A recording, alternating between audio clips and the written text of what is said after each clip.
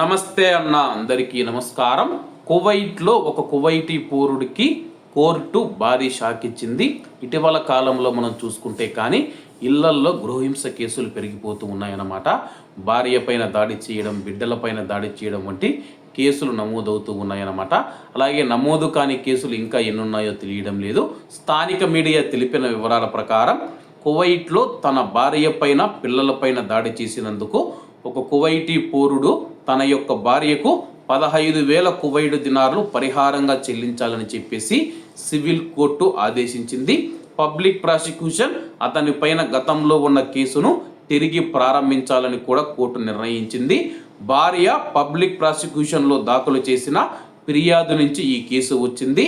ఆమె భర్త సయోధ్యకు హామీ ఇచ్చిన తర్వాత నా మీద దాడి చేశాడని చెప్పేసి, అలాగే నా యొక్క బిడ్డలపైన కూడా దాడి చేశాడని చెప్పేసి, అలాగే యొక్క రెండింటిని మనం చూసుకుంటే కోర్టు ఆమోదించిందనమాట.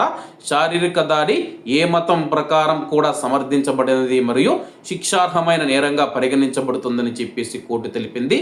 తన భర్త క్షమాపణలు మరియు వాగ్దానాల ఆధారంగా భార్య మొదట తన ఫిర్యాదును ఉపసంహరించుకుందని చెప్పేసి వాటిని అతను గౌరవించడంలో విఫలమయ్యాడు. అతన్ని చట్టబద్ధంగా జవాబుదారీగా మార్చిందని చెప్పేసి ఆమె పేర్కొంది.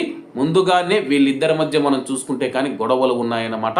అలాగే పెద్ద మనుషులు కువైట్లో ఉన్న కుటుంబీకులు ఎవరైతే ఉన్నారో వాళ్ళ మధ్య కూర్చొని అయితే సహయోధ్య కుదుర్చుకోవడం జరిగిందనమాట. సహయోధ్య కుదుర్చుకున్న తర్వాత కూడా అతడు ఏమాత్రం మారకుండా భార్య మరియు పిల్లలపైన దాడి చేస్తూ ప్రతిరోజు కొడుతూ వాళ్ళనైతే హింసించేవాడనమాట. ఆ యొక్క చిత్రహింసలకు తట్టుకోలేని కువైటి మహిళ మనం చూసుకుంటే పబ్లిక్ ప్రాసిక్యూషన్ ఆశ్రయించడం జరిగిందనమాట.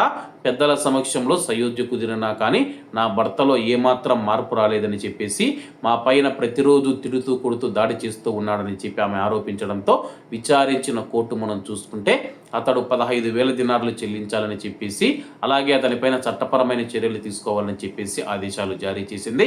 కాబట్టి అందరూ బాగుండాలి, అందులో మనం ఉండాలి. అందరికీ నమస్తే అన్న, జై హింద్.